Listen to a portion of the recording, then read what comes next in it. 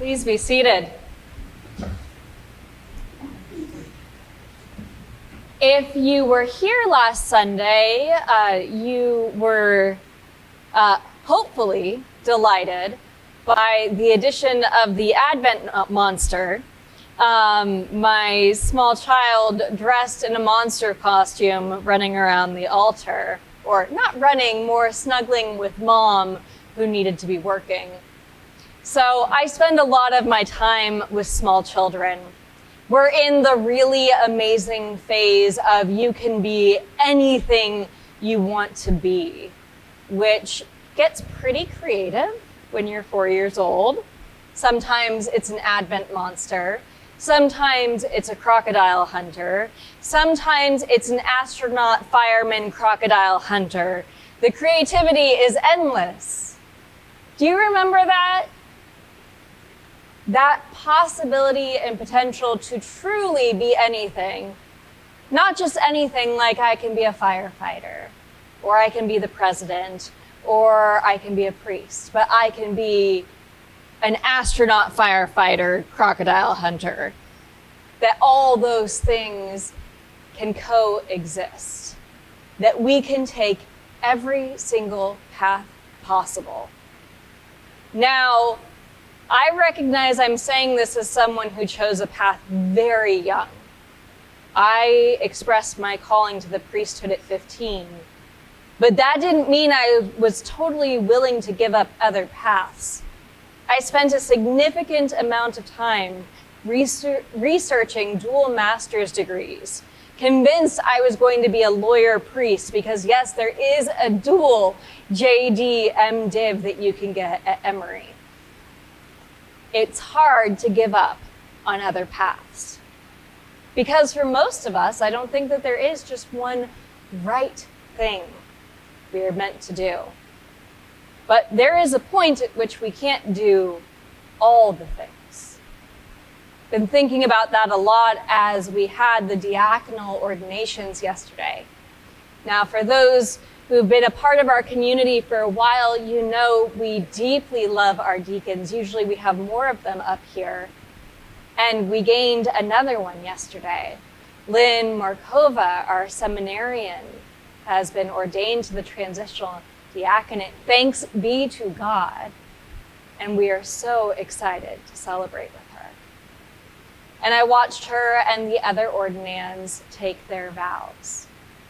There is so much joy when we get to take a step on a path we have been dreaming of, a step towards what we have been hoping for, what we have been called for. And there is grief. There are all the other paths we have to say no to.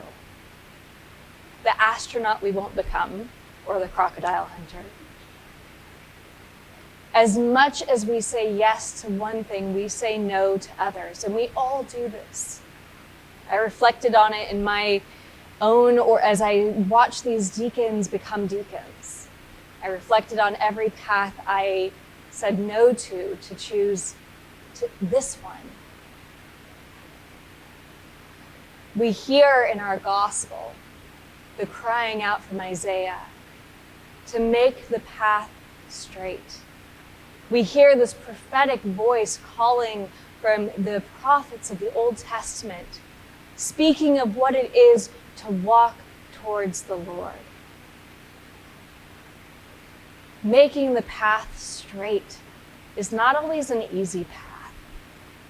Choosing a path towards God is not always simple, and it is not always one thing. It is not always complete joy. There can be grief mixed into all those things that we will not do, even as we step into the great delight of all that we will become. In the Advent season, we are given an opportunity and an invitation to discern what truly matters, where our hearts are being called by God, where our faith is yearning to grow, where God is meant to unfold in our lives. It is an invitation to simplification to focus, to making the path straight, however that may look for us, to choosing where God is inviting us to go deeper, to experience Christ more fully. In this community, we are discerning our call for the next rector. We'll be doing some of that conversation after church today. As congregations, there can be a deep temptation to want to be everything. Let's be the church that has an amazing feeding ministry, which we do. Let's be the church that has an amazing music ministry, which we do. Okay, we're not the greatest example of this, but there's many things that perhaps we can't be. We don't have a theater troupe, as far as I know. Maybe some of you are hiding in there.